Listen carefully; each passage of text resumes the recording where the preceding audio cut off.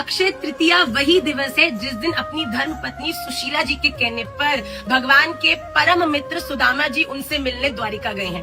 भगवान ने जैसे सुदामा जी को देखा बड़े विह्वल हो गए, रोने लगे, खूब उनकी खातिरदारी करी। जब सुदामा जी सहज हो गए तो भगवान ने पूछा, ए सुदामा, मेरे लिए क्या लेकर आया है? सुदामा जी ने देखा इतना बड़ा राज दरबार, इतनी सारी रानियां, बड़े संकुचित हुए क्योंकि सुशीला जी ने तो उनको केवल एक मुट्ठी तंदूल दिया था। कहा नहीं कछु नहीं लायो, कुछ नहीं लायो, कुछ नहीं लायो। जैसे ऐसे ऐसे कर रहे थे तो भगवान ने देखा यहाँ पर तंदूल की पोटली लटक रही है। उसे अपने आप खींच लिया, खोल लिया। सारे दरबार वालों ने अपनी नाक बंद कर ली, पर भगवान ने उसका ग्रास लिया और सुदामा जी और सुशीला जी के भाव ने विफल होकर रोने लगे। वाह वाह वाह वाह वाह। जब सुदामा जी वहां से वापस अपने घर गए तो अपने गांव के स्वरूप को देखकर हैरान हो गए। गांव रहा ही नहीं, हर जगह Sudama school, Sudama university, Sudama hospital. बड़े घबरा गए, अपने कुटिया के पास गए तो वहाँ लंबी इमारत थी, ऊपर एक स्त्री खड़ी थी। अरे माया माया कह के आंख बंद करी, तुरंत पत्नी दौड़कर आई, अरे मैं हूँ सुशीला। तो सुदामा जी ने बोला, ये क्या हो गया?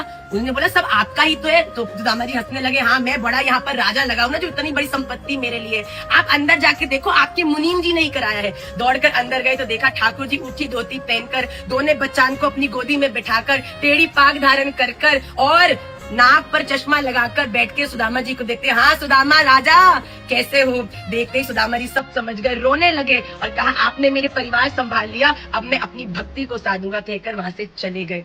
अक्षय तृतीया वो दिन है जिस दिन आपके द्वारा नेक सा एक मुट्ठी तंदूल मात्र किया हुआ दान भी अक्षय हो सकता है। और एक भक्त के जीवन का अक्षय संपत्ति धन नहीं है बल्कि भक्ति है। इस दिन खूब आनंदित होकर ठाकुर जी को याद करो। आज के दिन ठाकुर जी को अपने घर तक भी लाने की सामर्थ्य आप रखते हो। श्री राधे।